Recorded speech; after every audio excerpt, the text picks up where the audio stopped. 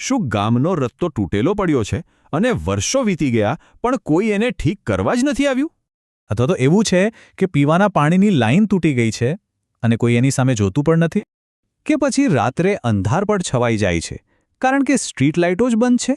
જુઓ, આ બધી સમસ્યાઓ આપણને રોજબરોજની અને સામાન્ય લાગી શકે છે, પણ આની પાછળ એક બહુ મોટું કારણ છુપાયેલું છે.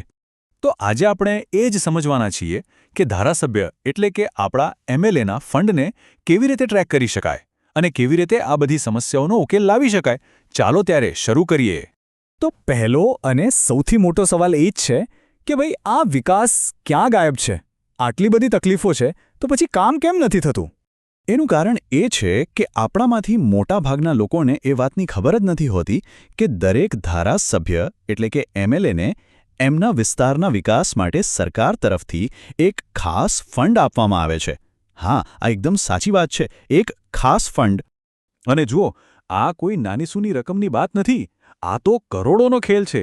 ચાલો સમજીએ કે આ ખેલ કેટલો મોટો છે. વાત લાખોની તો છે જ નહીં.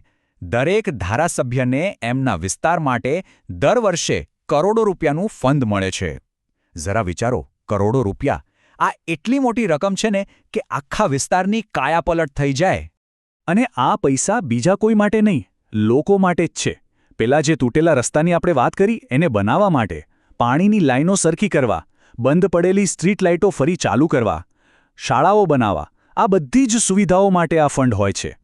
પણ અસલી ખેલ તો હવે શરૂ થાય છે. સરકારી કાગળોમાં જોશો ને તો બધું એકદમ ચોખ્ખું દેખાશે. કામ પૂરું, ફંડ વપરાઈ ગયું.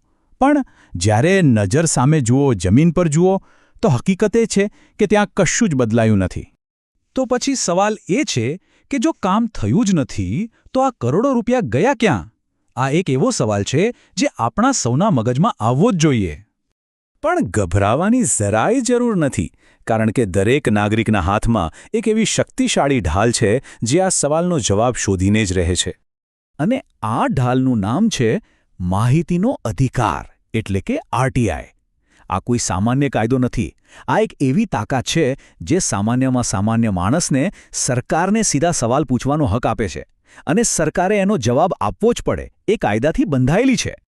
તો ચાલો હવે એ જોઈએ કે આ ઢાળનો ઉપયોગ કેવી રીતે કરવું, કેવી રીતે એનાથી સત્યને બહાર લાવવું અને આ આખી રમતને સમજવી.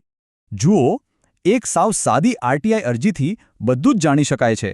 જેમ કે ધારાસભ્યને કેટલું ફંડ મળ્યું, કયા કયા કામોને મંજૂરી મળી, એ કામ કયા કોન્ટ્રાક્ટરને સોંપવામાં આવ્યું, કેટલો ખર્ચ થયો, અને સૌથી અગત્યની વાત, એ કામના બિલ અને ટેન્ડરની નકલ પણ માંગી શકાય છે.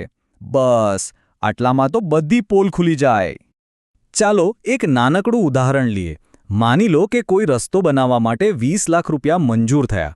હવે આરટીઆઈ ફાઇલ કરી તો ખબર પડી કે સરકારી કાગળ પણ તો રસ્તો બનીને તૈયાર છે, પણ જ્યારે ત્યાં જઈને જુઓ તો હકીકત એ છે કે ત્યાં એક પાવડો માટી પણ નથી ખસેડાઈ. આ છે અસલિયત.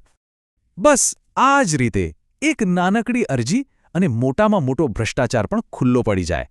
આ જ તો છે આરટીઆઈની અસલી તાકાત. એટલે આ આખી વાતનો સાર એ જ છે કે આ પૈસા પણ લોકોના છે અને આ શક્તિ પણ લોકોની જ છે. એક વાત હંમેશા ગાંઠ બાંધી લેવા જેવી છે. સરકારના પૈસા એટલે લોકોના પૈસા, અને જો કોઈ એને ચોરી રહ્યું છે તો એ સીધી લોકોના ખિસ્સામાંથી ચોરી રહ્યું છે. તો હવેથી જો કોઈ પણ વિસ્તારમાં રસ્તા તૂટેલા દેખાય, પાણીની સમસ્યા હોય કે પછી લાઇટો બંધ હોય, તો ખાલી ફરિયાદ કરવાને બદલે એક આરટીઆઈ ફાઇલ કરો, સવાલ પૂછો અને જવાબદારી નક્કી કરો.